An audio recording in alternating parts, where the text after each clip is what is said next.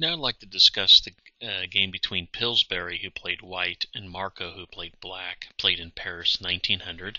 The opening is a Queen's Gambit declined, ECO code D55. The game started out, with a your basic Queen's Gambit decline line, which starts off by D4, D5, C4, the Queen's Gambit, E6, Queen's Gambit decline, and then the moves Knight C3, Knight F6, Bishop to G5, Bishop to E7, E3, Black castles kingside, Knight F3, and then normally Black would play the orthodox defense, or even go into some other lines. So, but this is where we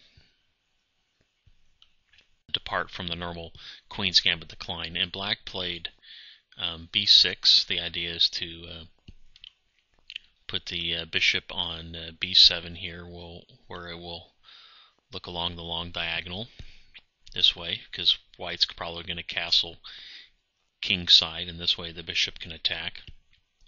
But this move is not known, or B6 is not as strong as the orthodox defense, because if Black plays orthodox defense, white is preparing to play C5 or E5, and it also stops with the knight on D7. It also will prevent white from playing knight E5. So white continues bishop to D3. Obviously, this is a very common move in the Queen's Gambit declined, where the bishop then looks along here. Black continues with its plan, and now white takes the pawn. And now Black is left with a dilemma of how to actually recapture. When Black opened with its first move of D5, its strategy was to keep a pawn in the center to maintain central control. So Black would like to recapture with the pawn, but that would actually then block the bishop here, sort of making the bishop not as useful. And capturing with a piece will just lead to white having more central control. So if you actually were to take away this pawn on this square and look at the pawn structure is actually one that favors white. So what happens, and actually if you don't know in this position, I would actually recommend that Black take the chance and take with a piece and get rid of some of the pieces, because Black's a little cramped. Maybe I would settle for an inferior pawn structure than blocking in and making my bishop less active. Maybe it's the wrong decision, but one continuation could be knight takes, then the bishop takes, the queen takes, this knight will end up taking, and the bishop takes. Then probably white will castle. The only problem is, like I said before, white will get better central control because white will push this pawn and have better central control, so maybe I am wrong. But that's the problem now. So how does Black retake? Well, Black retakes with the pawn, maintaining the central control, but blocking in this bishop right here. Now white actually, now the white's knight jumps into E5. And then Black is going to counter by playing knight on B to D7, with the idea of maybe taking the knight, but also now Black, so it's going to maybe help support the C5 push.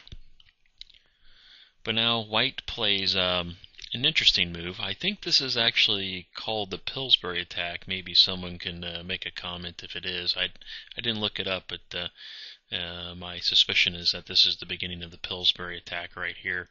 White plays F4. Now the idea is that this this move f4 does a couple things. One, white is going to castle kingside, and now we'll put the rook here, where it will look up this file. So if black takes, white will just retake with this pawn here, and that file will be open for the rooks. Also, it's getting ready. This f4 move is also getting ready to bring the queen, like maneuvers like this. As you can see, you already have that would make the queen on the king side attacking this piece over here. I mean, we'll just highlight them. So that means the queen would be over here. This piece is aiming, going to be at the king, and this piece may be attacking. So this is the beginning also of a king side attack by white. So this is what this signals, this f4 move, is that I'm going to attack you. And this was probably black's downfall, so that it didn't realize that this impending attack was coming by white, and it decided to go with a queenside attack, and it didn't realize that white's kingside attack is going to come much quicker and sooner than it can counterattack on the queenside. Black actually plays c5.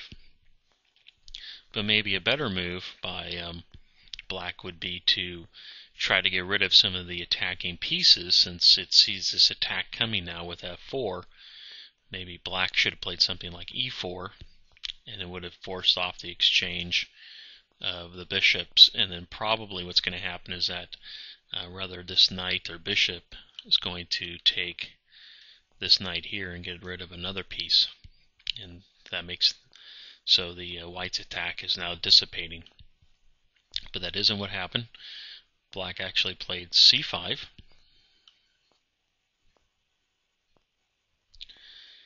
And white castled. So now this rook is potentially going to be on a open or semi-open file. There could even be maneuvers for rook lift, which is this type of maneuver, are possible. Black plays c4, which is I guess I'm not going to get that word. An error in positional analysis, meaning black should not move this pawn forward because it should retain the option of capturing the queen pawn. But here, and just by moving the pawn forward, this bishop's just going to go back anyway, so what's the big deal? So c4, bishop c2, and then now black plays a6 with the idea of getting a queenside attack going, getting the queenside pawns rolling, something like that. Now white plays queen f3. I've already discussed the queen's probably going to come to h3 and attack this pawn here where this bishop looks. So threatening, starting to get mate threats. Black plays b5, continuing with its plan, but once again it doesn't see white's plan coming. Queen to h3. And now this is where we have to stop and take a look at some variations, because there's a serious mate threat now against black. Basically, the piece that's preventing mate now is this knight. So, but the problem is if white just takes this knight, then black just recaptures, nothing big. White is probably planning on doing something like taking this knight out, and then probably taking this knight out, and then hopefully delivering mate. And this is sort of the plans. This is what's happening here. So how should black respond? So that's what's coming. Basically, what's coming against black is probably knight takes d7. So how should black respond? Well, I will continue that on the next video.